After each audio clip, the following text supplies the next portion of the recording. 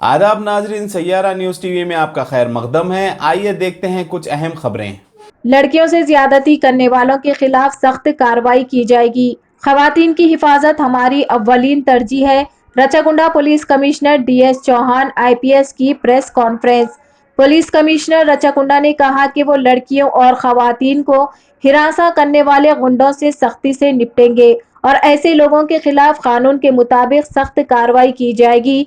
She टीमों की क़यादत में यूटरस के काउंसलिंग प्रोग्राम में कमिश्नर डीएस चौहान ने कहा कि रियासती हुकूमत खवातीन के तहफ़्फ़ुज़ के लिए बहुत से इक़दाम कर रही है और इन्हें मुख्तलिफ मसाइल जैसे हुजूम, घरेलू तशद्दुद और काम की जगहों पर हिरासा करने से बचाने के लिए तमाम ज़रूरी इक़दाम कर रही है।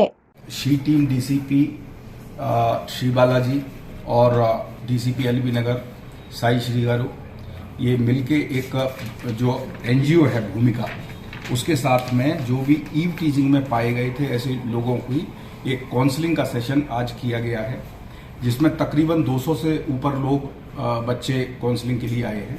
उनमें बहुत सारे माइनर हैं, कुछ मेजर भी हैं।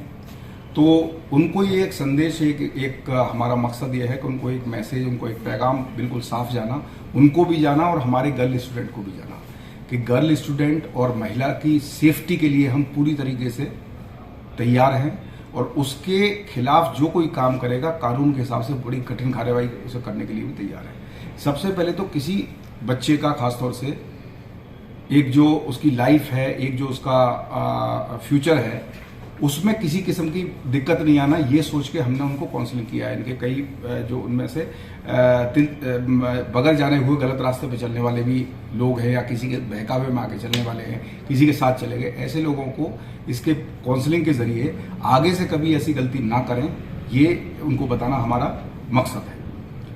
जैसे मैंने इससे पहले भी कहा कि जो फ्रेंडली लोग हैं, जो कानून के हिसाब से, कानून के मुताबिक रहने वाले लोग हैं, उनके लिए हम लोग बहुत फ्रेंडली हैं। तेलंगाना पुलिस फ्रेंडली है, ये पूरे देश में मशहूर है। लेकिन जो कानून के खिलाफ जाने वाले हैं उनके लिए हम बहुत अनफ्रेंडली हैं। उनके लिए हम बहुत ही कठिन कार्रवाई करेंगे और किसी भी परिस्थिति में किसी भी गर्ल स्टूडेंट या वुमेन उसके आसपास उसकी बगैर मर्जी के अगर कोई दिखाई देगा, या तो फिजिकली या सेल फोन पे, इंस्टाग्राम पे फॉलो करना, उसको परेशान करना और ब्लैकमेल करने की कोशिश करना, उसको तकलीफ देना, इस किस्म की कोई भी अगर